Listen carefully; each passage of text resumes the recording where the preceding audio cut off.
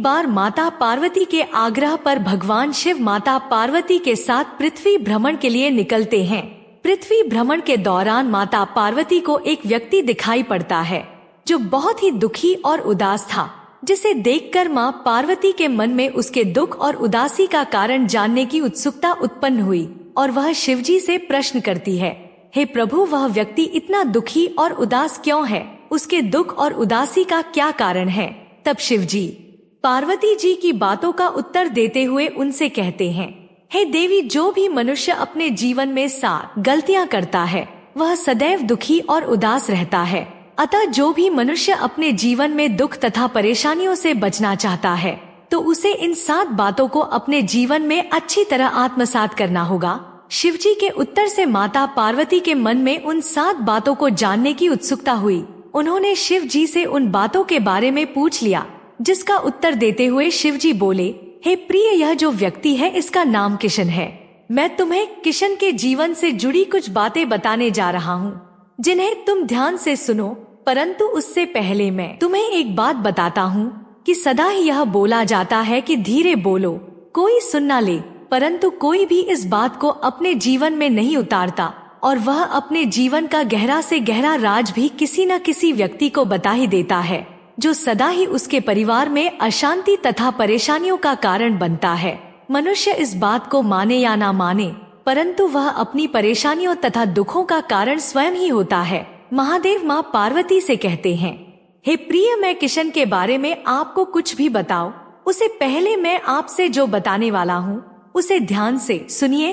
अक्सर परिवार में अशांति का कारण मानव स्वयं ही होता है। भगवान शिव आगे कहते हैं कि मनुष्य इस बात को स्वयं अनुभव कर पाए या ना कर पाए, परंतु यही सत्य है। स्वयं को दूसरों के आगे बड़ा दिखाने या फिर स्वयं के लिए दूसरों के मन में शांत बनने या दया का भाव पैदा करने के लिए जाने अनजाने में मानव स्वयं ही अपने राज दूसरों को बता देता है, जो एक न एक दिन दुख और झगड़े का कारण बन जाता है, जिसके बाद मनुष्य को अपने किए पर पछतावा होता है। हे प्रिय, आज मैं आपको किशन के बारे में कुछ ऐसी बातें बताऊंगा जिन्हें जानकर आपको यह ज्ञात हो जाएगा कि किसी भी मनुष्य को अपने जीवन के यह 7 गुप्त राज किसी को भी नहीं बताने चाहिए, और क्यों नहीं बताने चाहिए उसके पीछे का कारण भी बताऊंगा। इतना कहकर शिवजी किशन के पड़ोस के गांव में शिव भक्त का रूप धारण करके वहां निवास करने चले जाते हैं। किशन बहुत ही गरीब था। वह इतना गरीब था कि वह अपने परिवार वालों के लिए 2 समय के भोजन का भी प्रबंध नहीं कर पाता था। ऐसा नहीं था कि वह आलसी या कामचोर था, वह मेहनती था और काम की खोज भी करता था, परंतु उसे कोई भी काम नहीं देता था। काम की खोज में वह दिन भर यहाँ वहाँ भटकता रहता और शाम को निराश होकर घर लौट आता। किशन की बेरोजगारी से उसकी पत्नी बेहद ही निराश रहती थी और उस पर जल्द से जल्द कोई ना कोई काम ढूंढने का दबाव बनाती थी। काम ना मिलने और अपनी पत्नी की बातों से परेशान होकर एक दिन किशन उससे कहता है कि मैं काम की तलाश बहुत करता हूँ, परंतु मुझे कोई भी काम देने को तैयार नहीं है। मैं काम मांगने जाता हूँ, वहाँ से मुझे यह कहकर भगा दिया जाता है कि हमारे पास कोई भी काम नहीं है। अब तुम ही बताओ कि मैं क्या करूँ? मैं तुम्हें और बच्चों को कैसे पालूंगा? यह चिंता मुझे दिन प्रतिदिन अंदर ही अंदर खाए जा रही है। किशन की बात पूरी सुन लेने के बाद उसकी पत्नी बोली, तुम एक व्यक्ति के पास केवल एक ही बार काम मांगने जाते हो, वह मना कर देता है तो दोबारा उसके पास जाते ही नहीं, परंतु तुम्हें उसके पास दोबारा काम मांगने जाना चाहिए और उसे अपनी गरीबी और मजबूरी के बारे में बताना चाहिए और उसकी हमदर्दी लेनी चाहिए। तुम्हारे बारे में जानकर वह अवश्य ही तुम्हें कोई ना कोई काम दे देगा। किशन को यह बात सही लगी और उसने बिल्कुल वैसा ही किया। वह उस सेठ के पास दोबारा काम मांगने गया जिसने पहले उसे काम देने से मना कर दिया था और उसे अपनी गरीबी और मजबूरी की बात कर उसकी हमदर्दी प्राप्त कर ली।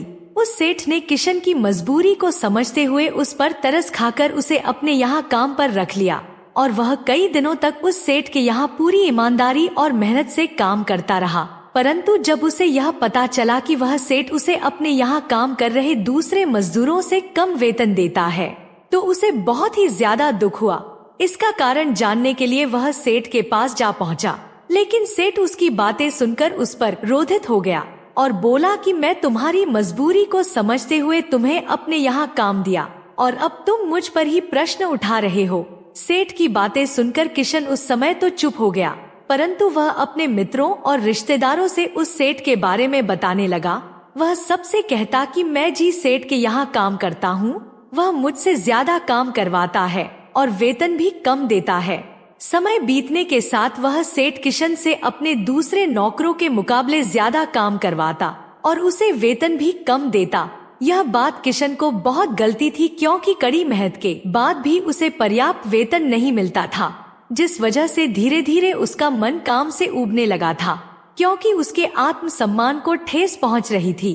अपना आत्मसम्मान बढ़ाने के लिए किशन ने एक दिन उस सेठ के यहाँ से काम छोड़ दिया और घर बैठ गया, जिस कारण कुछ ही दिनों में उसकी पूरी जमा पूंजी खर्च हो गई और वह पहले जैसा गरीब हो गया। अपने परिवार का भरण पोषण करने के लिए किशन अपने संबंधियों और मित्रों से सहायता मांगने भी गया, परंतु वह सभी उसके बारे में जानते थे कि वह कैसा व्यक्ति है, जिस वजह से वह सब उसे दया का पात्र समझते थे और उसे दिलासा देते थे, परंतु उसकी सहायता नहीं करते थे और पीठ पीछे उसका मजाक भी बनाते थे, क्योंकि उसने उस सेठ के यहाँ से काम छोड़ दिया था जिसने उसके बुरे दिनों में उसकी सहायता की थी। उन्हें लगता था कि किशन बेरोजगार है, अगर हम इसे पैसा दे देंगे तो फिर किस प्रकार से यह हमारा पैसा वापस करेगा। इसके पास तो कोई काम भी नहीं है। अपने किसी भी संबंधी और मित्र से सहायता न मिलने के कारण उसे यह बात समझ में आ गई कि जो मित्र और संबंधी उसका अपना होने का दिखावा करते थे, वह कोई भी उसका अपना नहीं था, बल्कि वह तो उसे दया का पात्र समझते थे। परेशानियों के कारण किशन दिन प्रतिदिन तनावग्रस्त रहने लगा। तभी उसे पता चला कि पड़ोस के गांव में एक शिव भक्त आया हुआ है और वह अपनी परेशानियों का हल जानने के लिए तुरंत उनके पास जा पहुंचा और उनके आगे नतमस्तक होकर उनसे अपनी सभी परेशानियों के बारे में बता दिया। किशन की सभी परेशानियों के बारे में जानकर वह शिव भक्त, जो कि स्वयं शिवजी ही थे, बोले, शिष्य, तुम्हारे जीवन में जितनी भी परेशानियां हैं उनके कारण स्वयं तुम ही हो। यदि तुम विवेक से काम करते तो इनमें से एक भी समस्या तुम्हें दुख नहीं पहुंचाती। तुमने स्वयं ही अपने अविवेक और मूर्खता के कारण स्वयं के जीवन को दुख और परेशानियों से भर लिया। मैं तुम्हें ऐसी 7 बातें बताने जा रहा हूँ जिन्हें तुम अपने जीवन में आत्मसात कर लेना, जिससे तुम सदा ही दुख और परेशानियों से बचे रहोगे। पहले बात है, कभी भी अपने जीवन की परेशानी और दुखों के बारे में किसी को नहीं बताना, क्योंकि ऐसा करके तुम दूसरों की दया के पात्र बन जाओगे और हो सकता है दया करके वह तुम्हारी सहायता भी कर दे, परंतु आगे चलकर वह तुम्हारा फायदा उठाने से नहीं झुकेगा और तुम्हारा उपहास भी करेगा।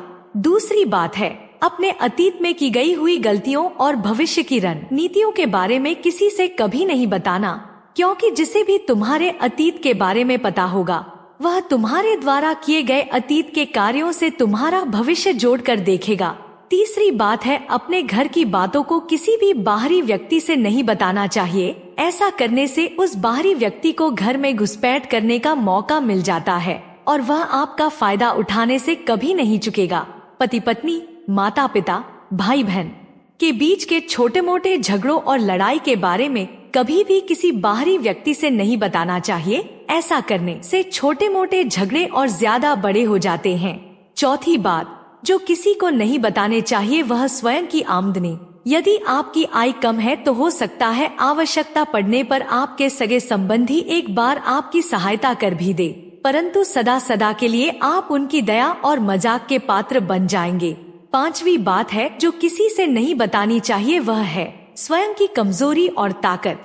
जिस किसी को भी आपकी कमजोरी के बारे में पता होगा वह अवश्य आपका फायदा उठाएगा, और यदि ताकत के बारे में भी पता होगा तो वह उसका तोड़ अवश्य ढूंढेगा। दोनों ही अवस्थाओं में आपको नुकसान ही होगा। छठी बात है, अपने मित्र और शत्रु के बारे में किसी को न बताएं, क्योंकि आपके शत्रु आपके मित्रों को अपने करीब लाकर उनका इस्तेमाल आपके विरुद्ध करेगा। सातवीं और आखिरी बात है, अपने द्वारा किए गए दान और पुण्य के बारे में किसी से नहीं बताना चाहिए। ऐसा करने से आपके अंदर अहंकार निर्मित होगा जो आपके विनाश का कारण बनेगा। शिव भक्त ने यह जो 7 बातें किशन से बताई थी उन्हें आप अपने जीवन में आत्मसात करके अपने जीवन को सुखमय और आनंदमय बना सकते हैं, क्योंकि इन बातों में संसार के सभी सिद्धांत छुपे हुए हैं। इस प्रकार माता पार्वती को किशन की निराशा के कारण का पता चला।